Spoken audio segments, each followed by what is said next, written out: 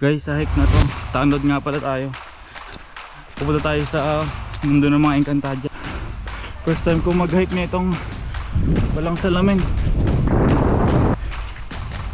Ang hirap talaga magpatrol sa bundok.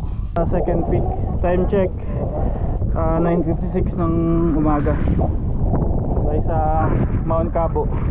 As of now, nasa 1,326 meters above sea level tayo. Welcome to Lamig!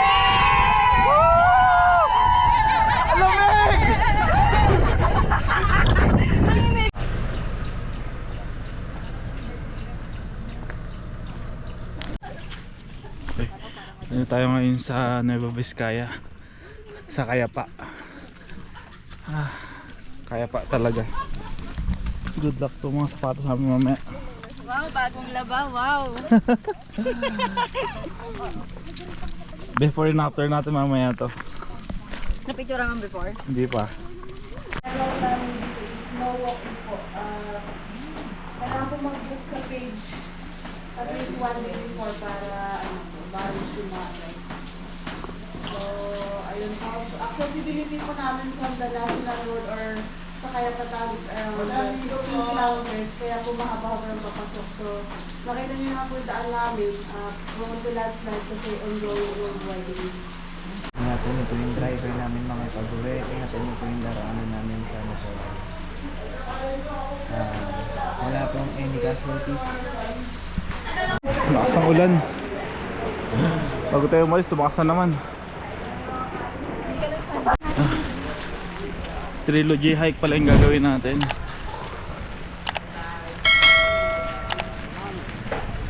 Lamig!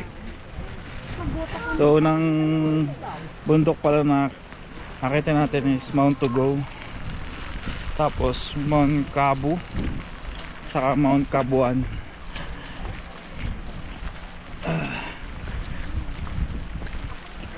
Sana hindi ganun kadula sa trail.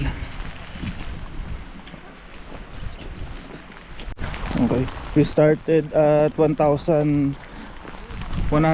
meters above sea level. Sabi nung isang guide doon kanina, nasa 1,400 yung unang bundok. 1,400 meters above sea level.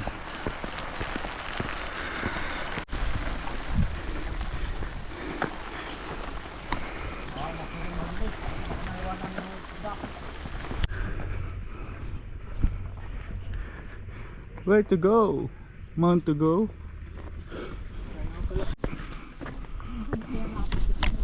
Hindi mo tayo maliligaw dito kasi maraming signage. Oh, ito na! Ito na! Ito na yung patigan.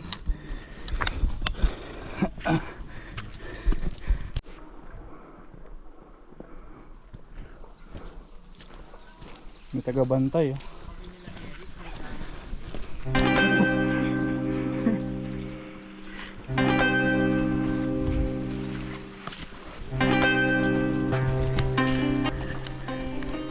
Okay, elevation check 1,229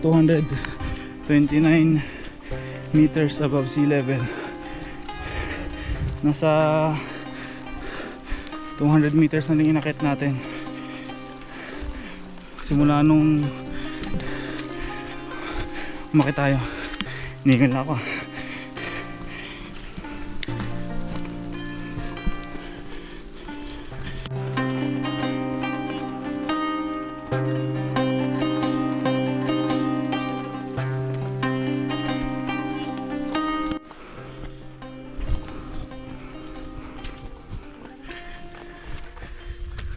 Enchanted ng paligid, no?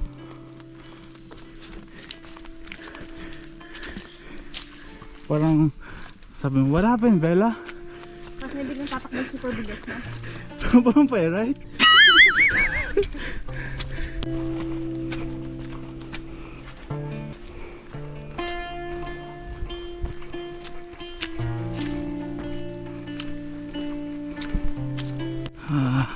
Guys, sa hike na to, tanod nga pala tayo. Pupunta tayo sa mundo ng mga Encantadia.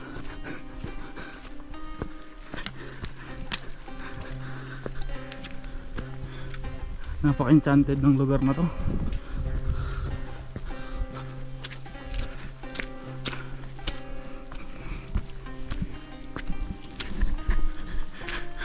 Lamig.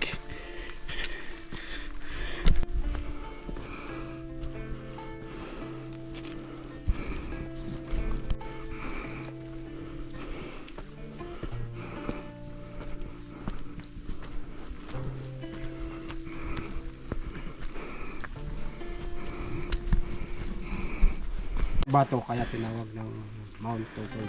Mm. Yan ang sinasabi niyang mag-asawa. Mm. Tapos Na yung isang bato babae, tapos yung malaki yan ang lalaki. may kita man sa taas ni mamaya. Yung Mag-asawa. Sana may May asawa. may kwento yan eh. Pag hinalikan ko yung bato na yun, sigurado. Kwento mo sa amin kayo sa taas ah. Magkakasawa na ako ng bato. Magkakalis na bato doon. Magiging kabit ka pa nila. Yung binagata. Gusto pala yung dito, ano? Hindi ka na makababa kasi kasama ka na doon. Kabit. So meron ditong punong tomba. Ano to? Tinaman na kidat to kuya? Yan o. Apoy.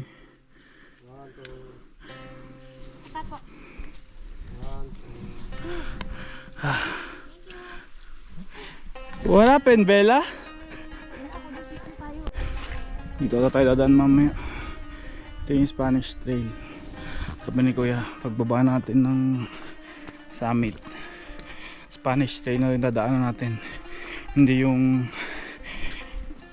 unang signage na nakita natin kanina.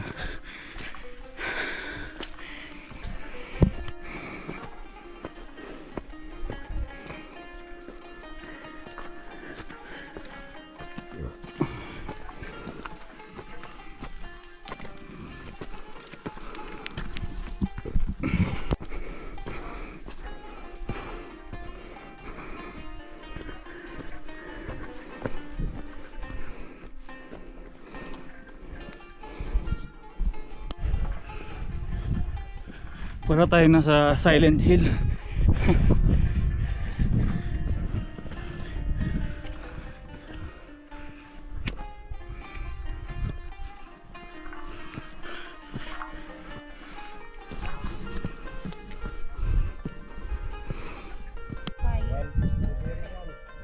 Ha? Strawberry?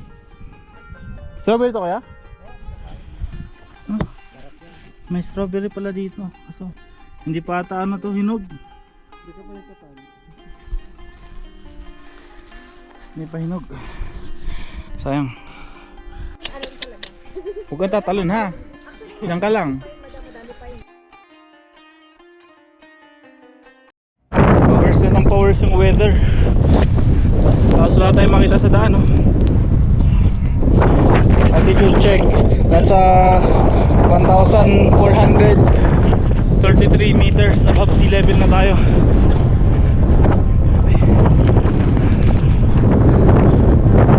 Huwag makita.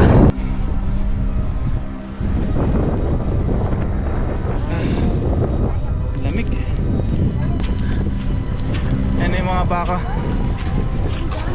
Palakas ang palakas yung ulan. Baka ka. Wala. Oh! Sige, naputikan na ako. Kaya pa! Sa kaya pa!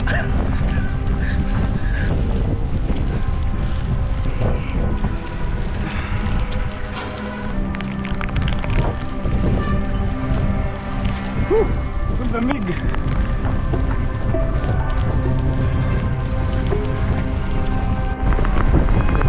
Nasa 1,450 meters above sea level tayo. May tuktok ng Mount Tokyo. Togi? To go pala. Togi. So tayo ulit ng hike. Grabe, nagko-fog na yung camera ko. Sobrang lamig ngayon guys. First time ko mag-hike na itong walang salamin. Mas mahirap pag may suot tayong salamin ngayon dahil nagpo-fog. wala talaga tayong makita pag nakasuot tayo ng salamin. Sobrang lamig.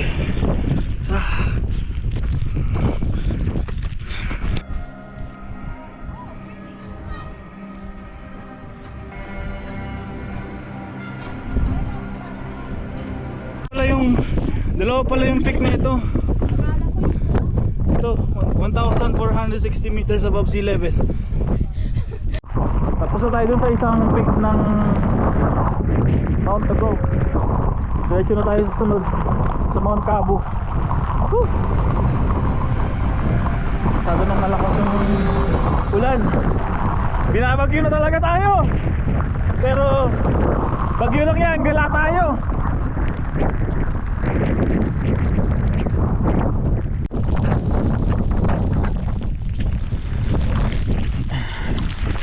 Dito na pala yung mga baka na hinahanap natin kanina pa. Kaso ang dami na rin dumi dito. Hello mga cow. Ang daming beef tapa na ito.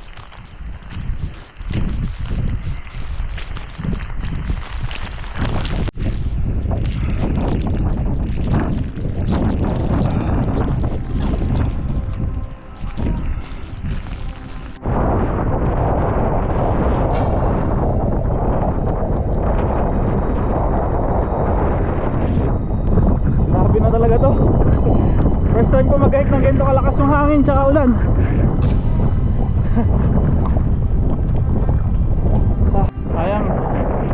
Sayang talaga hindi natin makita yung mga paligid.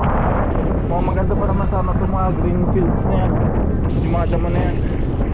Kaso papaligiran ng malalakas na ulan.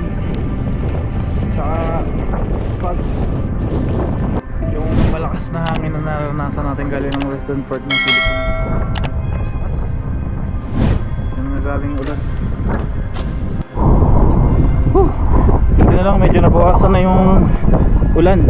Ambon na lang. Medyo may clearing na ng konti. Tigil na natin yung daan, pero konti lang. Akala ko ito na yung yung Mount Cabo na signage. Ano lang pala yan, ugot lang talaga eh. Uhugot ka pa eh, no?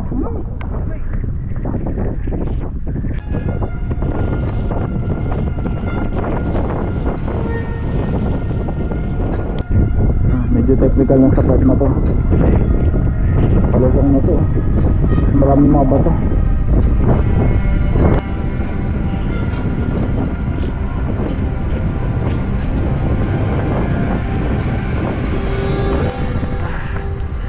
Sobrang lakas mo ng hangin. Time check 9:51 ng umaga. Nakaka 14 kilometers na tayo mula nung start ng hike kanina. Gulat ako, bilis. 14 kilometers na yun. Okay, dun tayo sa second peak. Time check 9:56 ng umaga. Tayo sa Mount Cabo. As of now nasa 1,326 meters above sea level tayo. Pa rin ang hangin. So tapos na tayo sa Mount Cabo. Tapos tayo sa Mount Cabuan. 30 minutes na lang daw mula dito. Pero tingin ko mga 29 minutes kasi madudulas kami. Puro putik na. Kung siguro nag-hike tayo ng hindi umuulan, sobrang init dito, sunog tayo. Walang ganong puno, talagang open field.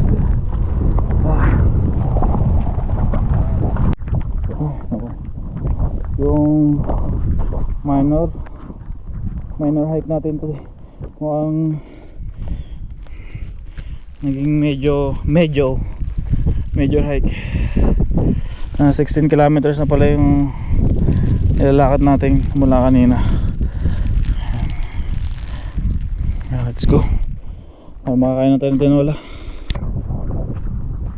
Marami mga tae ng baka dito. So, yung mga baka mukhang nagtatago dahil malakas yung ulan kanina.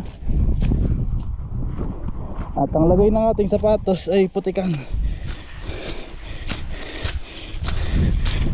Papalaba tayo mamaya na ito.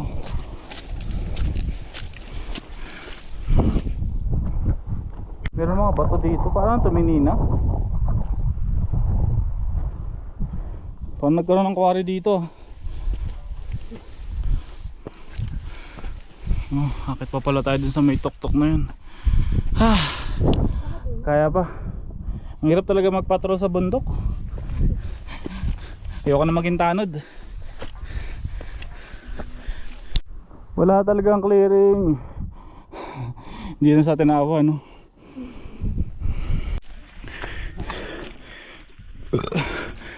Busog ako sa tubig. Nahati daw tayo sa ano, nahati pala tayo sa dalawang grupo. Yung pangalawang grupo namin bumalik na. Hindi na sila nag ano, pick 3. So kami na lang. Ilan ba kami? 2, 3, 4, 5, 6, 7 ang tutuloy ng pick 3. Ha? Ata. Makakapag-hike pa tayo. Dito tayo sa ano, third week. Sa ano? Mikabuan. Mikabuan ba yan? Mikabuan. Nasa 1,411 meters above sea level tayo ngayon. Mas mataas dun sa una nating peak na pinuntahan. Hanggang ngayon wala pa rin clearing.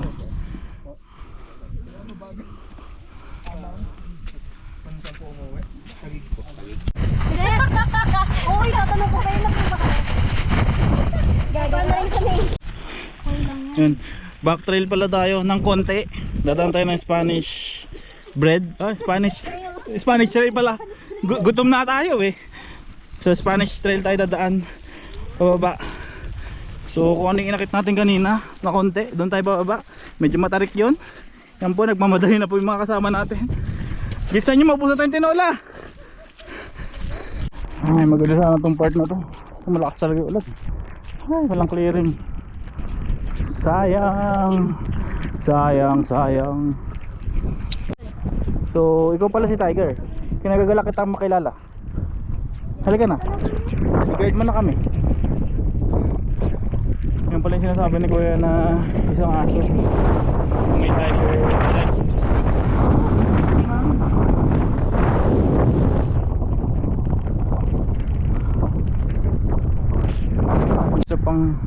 May isa pang wall dito.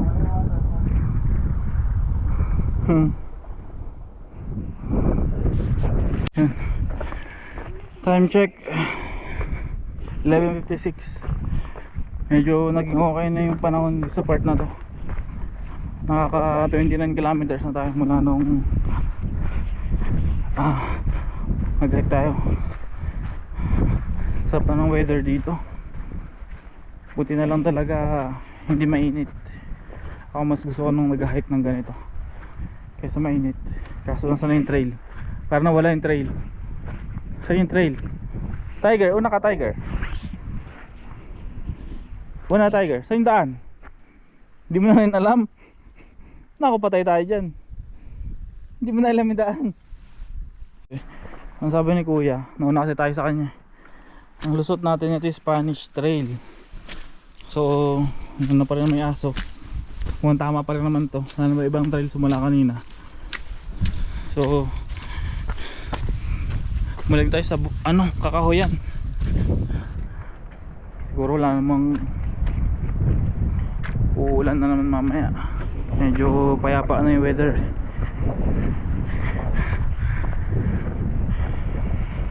Ito na tayo. Ito nga yun. So ito yung Spanish Trail. Ito yung pinanggalingan natin kanina. So dito tayo. Wali ka na, huwag mo kami ligaw. Dito tayo dadaan. Come here. Diyan ka pupunta eh. Di natin maakyat yung... Yun lang. Oo, hindi nga. Diretso kabuuan. Lakas pa rin ang hangin, no? After 5 hours, ito tayo sa sementong daan. Konti na to, siguro wala namang 500 meters, nasa baba na tayo. Makakain tayo ng tinola. Ayun, tapos na tayo maligo. Grabe ang lamig. Hanggang ngayon maulan pa din. Paluto tayo kanina ng may adobo dito tsaka tinola. Kain muna tayo. Bawi tayo ng lakas.